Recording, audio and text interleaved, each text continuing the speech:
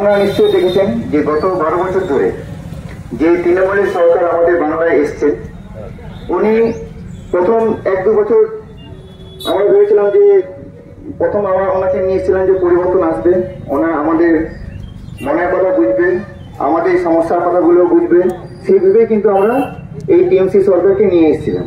কিন্তু এই টিএমসি সরকার যে তৃণমূল সরকার যে পরে তৃণমূল হয়ে যাবে, সেটা কিন্তু যত দিন যাচ্ছে ততই আমরা বুঝতে পারছি। আপনারা নিশ্চয়ই কিছুদিন ধরে আমাদের মিডিয়াগুলোতে বা আমাদের চ্যানেলগুলোতে বা টিভি চ্যানেলগুলোতে আপনারা দেখছেন, কি দেখছি আমরা, যে শিক্ষামন্ত্রী জেলে আছে, খাদ্যমন্ত্রী জেলে আছে, আরো কত কি মন্ত্রী ওনারা জেলে আছেন। তো বলি, যদি 8 মন্ত্রী সবাই যদি জেলে থাকে, তাহলে আমাদের আমাদের মানে বাংলাটা চলবে কি করে? এটা আমাদেরকে বুঝতে হবে। এটা আমি আমার কথা বলছি না, এটা বিজেপি বলছে না, এটা সাধারণ এই মিডিয়া থেকে বলছে যে কিভাবে দুর্নীতি চলছে। এমন কোনো দুর্নীতি নেই যেটা ওরা বাকি রয়েছে। খাদ্য দুর্নীতি, বাসস্থান দুর্নীতি, আপনারা নিশ্চয়ই দেখেছেন যে যাদের প্রধানমন্ত্রী আবাস যোজনা পাওয়ার কথা তারা কিন্তু পায়নি।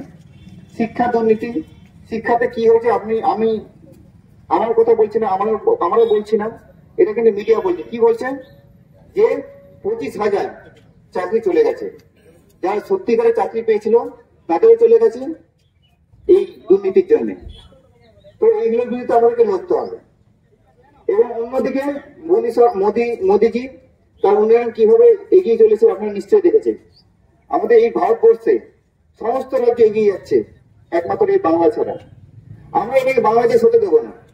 বাংলাদেশ থেকে রোহিঙ্গাগুলোকে ঢুকিয়ে দেওয়া হচ্ছে, আর আমাদের এখানকার যারা লোকজন না আছে তাদেরকে মারা হচ্ছে, পেটানো হচ্ছে। আপনারা নিশ্চয়ই দেখেছেন সন্দেশখালীতে কি হয়েছে। এই যে লক্ষ্মী ভান্ডার দাদা যেটা বললো, উমাদা যেটা বললো, যে লক্ষ্মী ভান্ডারের নামে 500,000 টাকা করে আমরা দিচ্ছে ঠিকই, কিন্তু রাত 12টার সময় পিঠে বানাতে যাচ্ছে। তো আমরা কি চাই যেটা সন্দেশখালী হোক? আমরা কি শাহজাহান থেকে চাই এখানে? না, আমাদেরকে ভাবতে হবে, আমাদেরকে বুঝতে হবে। উমাদা যেটা বললো যে আমাদের ভাবার সময় এসছে, আমাদেরকে ভাবতে হবে যে আমরা কাকে ভোট দেবো এবং কেন আমরা মোদীজিকে আমরা হাত শক্ত করবো।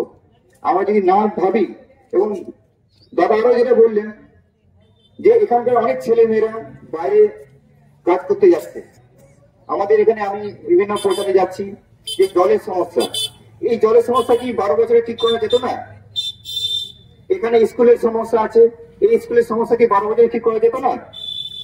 এখানে আরো অনেক কিছু সমস্যা আছে, যেমন ধরুন আবাস যোজনা, প্রধানমন্ত্রী আবাস যোজনা যাদের পাওয়ার কথা তারা না পেয়ে, যারা নিজের কর্মী, যারা টিএমসি যারা নিজের কর্মী যারা আছে তাদেরকে দেওয়া হয়েছে। যাদের বাড়িঘর আছে, সত্যি বাড়িঘর নেই, তাদেরকে না দিয়ে যাদের বাড়িঘর আছে তাদেরকেই দেওয়া হচ্ছে। তো সবাইকে বলবো যে আমাদেরকে এখন কিন্তু বোঝার সময় এসছে। আমাদের পিঠ দেওয়ালে ঠেকে গেছে, আমরা যদি এখনো না বুঝি তাহলে কিন্তু আমাদেরকে সন্দেশকালীন মতন আমাদের অবস্থা হবে। তো আর বেশি কিছু বলবো না। আপনাদেরকে অনেক ধন্যবাদ যে রোদের মধ্যেও আপনারা এসছেন, আমরা আমাদের কথা বলছি আমরা। তো সকলকে ধন্যবাদ জানিয়ে আমার এই ছোট্ট বক্তব্য এখানে শেষ করছি। ভারত মাতা কি, ভারত মাতা কি, ধন্যবাদ।